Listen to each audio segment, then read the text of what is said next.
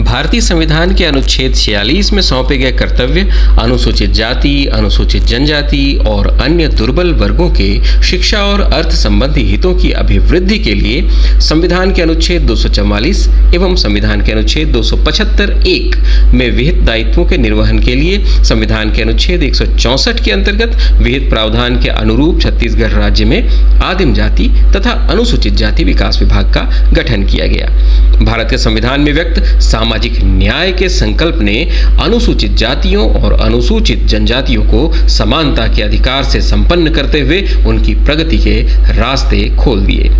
संविधान की मंशा के अनुरूप आदिवासियों और अनुसूचित जाति के शैक्षणिक विकास एवं आर्थिक उन्नति की योजनाएं बनी।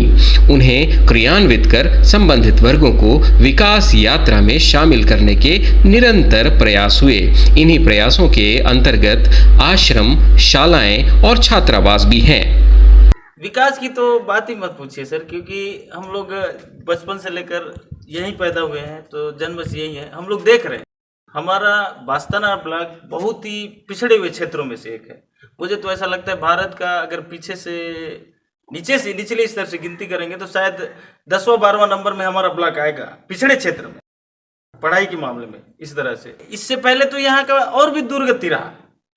हम लोग यहाँ कुछ लोग पढ़े लिखे, हमारे सरपंच महोदय हो गए, हमारे कुछ जागरूक भाई लोग हैं, हम लोग इन सब मिल करके हम लोग जो बच्चे पढ़ते हैं हमारे यहाँ पे, इन लोगों को आगे लाने के लिए, पढ़ाई के लिए हम लोग थोड़ा सा जागरूक करते हैं। 2 टीचर है, 2। अब आप लोग खुद अंदाजा लगा सकते हैं 100 सीटर की ये बालक आश्रम छात्रावास है, यहाँ कितने टीचर होना चाहिए पहली से 5वीं तक। और ये बास्ताना ब्लॉक का केवल और केवल एक मामला नहीं है। आप अंदरूनी क्षेत्रों में कई सारे ऐसे स्कूल है सर जहाँ पर एक टीचर के भरोसे चल रहा है। ये तो रोड पॉइंट वाला इलाका हो गया, आप लोग खुद चल करके देख के आए होंगे, आपको समझ में आ रहा होगा। लेकिन हम लोग ऐसा आज़ादी का मतलब हम लोग अमृत महोत्सव मना रहे हैं, अमृत काल आज़ादी का।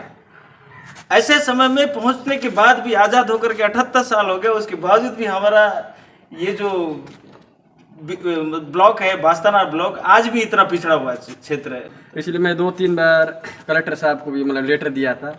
इसलिए मैं तो पूरा जर्जर था नहीं सर, इसलिए वो फिर 2-3 बार देने से वो RS विभाग को गया और उठाए सर, थोड़ा सा प्लास्टर वगैरह पूरा ऊपर डामर किए है ना, बस हल्का सा था, कोई मतलब थोड़ा सा किए हैं। 1 साल किया, बना दिया। पहले बहुत खंडारा था।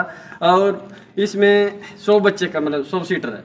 100 सीटर में 109 बच्चे एक्स्ट्रा रखते हैं सर, तो 3 बच्चे एक्स्ट्रा रखता हूं। 3 बच्चे एक्स्ट्रा रखते हैं। लेकिन फिर भी इसी बीच में 1 महीना भी नहीं हुआ है। ये तोरालाल साहू है ना, इसको कहाँ ट्रांसफर किए थे? उधर कहीं बुदनपाल किए थे। फिर मैं BO साहब को फोन लगा के, हुआ तो BO ऑफिस गया नहीं हूँ, लेकिन सर बोले मेरे को बहुत स्थिति खराब है, मैं इतना बच्चे लोग को कैसे संभालूं। लेकिन फोन से मैं बात किया और उसको फिर ट्रांसफर करके वापस ला दिया। मैं बोलूँगा तो पूरा बस्तरार के बारे में बोलूँगा। बस्तरार में वो क्षेत्र है जहाँ शिक्षा, स्वास्थ्य, रोजगार के क्षेत्र में हमारा जो बस्तरार ब्लॉक के युवा युवतियाँ बहुत संघर्ष कर रहे हैं। लेकिन आज तक जो सरकार की योजना है वो अब तक गांव के अंदर धरातल पे नहीं उतरता है।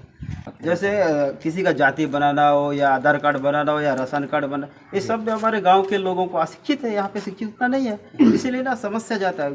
अब जैसे तहसील ऑफिस में जाओगे या कई ऑफिसों में जाओगे तो वहाँ पे भी हमारे जो अनपढ़ लोगों को ना घुमाया जाता है। लिए हमारे बच्चे लोगों को आप देख रहे हैं 100 सीटर है ना, यहाँ पे कितने 2 टीचर और एक तो अधीक्षक है, वो अपना इधर उधर का देखेंगे, उसमें भी BOLO है, आप समझ सकते हैं। उसमें भी सर BOLO है। हमारे समाज की तरफ से मांग है कि बास्ताना ब्लॉक में बहुत से ज्यादा स्कूलों में 1-1, 2-2 टीचर के भरोसे चल रहा है। उनमें भी कुछ टीचरों का, शिक्षकों को BOLO में लगाया जाता है।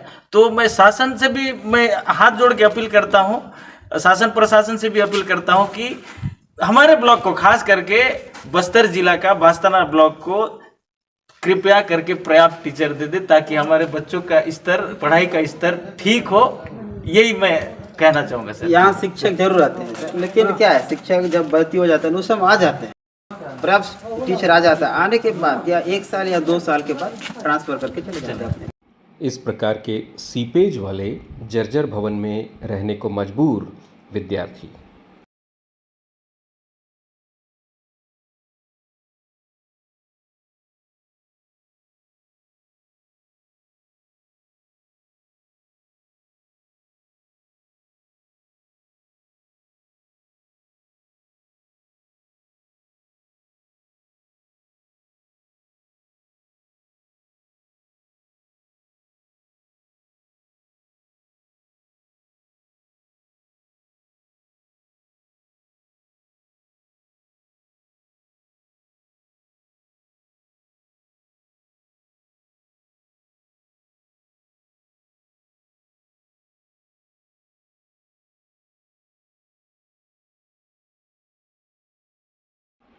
सीलिंग में से गिरता प्लास्टर जो कि निर्माण की गुणवत्ता बयान कर रहा है। बच्चों की सुरक्षा पे प्रश्न उठता है।